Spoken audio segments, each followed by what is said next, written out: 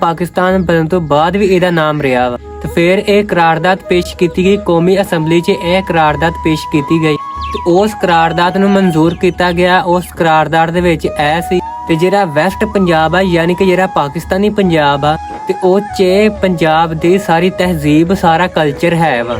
ਤੇ ਇਸ ਲਈ ਇਹਦਾ ਨਾਮ ਵੈਸਟ ਪੰਜਾਬ ਤੋਂ ਬਦਲ ਕੇ ਸਿੰਪਲ ਪੰਜਾਬ ਰੱਖ ਦਿੱਤਾ ਜਾਏ। ਤੇ 1953 ਜਾਂ 54 ਦੇ ਵਿੱਚ ਵੈਸਟ ਪੰਜਾਬ ਦਾ ਨਾਮ ਬਦਲ ਕੇ ਸਾਦਾ ਪੰਜਾਬ ਰੱਖ ਦਿੱਤਾ ਗਿਆ ਤੇ ਉਹ ਜਿਹੜਾ ਅੱਜ ਤੱਕ ਉਸੇ ਤਰ੍ਹਾਂ ਹੀ ਕਾਇਮ ਹੈ। ਤੇ ਪਾਕਿਸਤਾਨੀ ਪੰਜਾਬ ਨੂੰ ਇਸ ਲਈ ਲਹਿੰਦਾ ਪੰਜਾਬ ਕਹਿੰਦੇ ਆ ਕਿ ਇਧਰ ਸਨ ਸੈੱਟ ਹੁੰਦਾ ਵਾ ਤੇ ਜਿੱਧਰੋਂ ਪੰਜਾਬ ਚੜ੍ਹਦਾ ਵਾ, ਯਾਨੀ ਕਿ ਜਿੱਧਰੋਂ ਸੂਰਜ ਚੜ੍ਹਦਾ ਵਾ, ਤੇ ਉਹਨੂੰ ਚੜ੍ਹਦਾ ਪੰਜਾਬ ਕਹਿੰਦੇ ਆ। ਤੇ ਇਹ ਬੜੀ ਸਿੰਪਲ ਜੀ ਰੀਜ਼ਨ ਆ, ਬਹੁਤ ਸਾਰੇ ਲੋਕ ਇਹ ਨਹੀਂ ਜਾਣਦੇ। ਯਾਨੀ ਕਿ ਇਹਦੇ ਪਿੱਛੇ ਮੈਂ ਸਾਦੀ ਜੀ ਗੱਲ ਕਰਾਂ, 2 ਰੀਜ਼ਨ ਦਾ।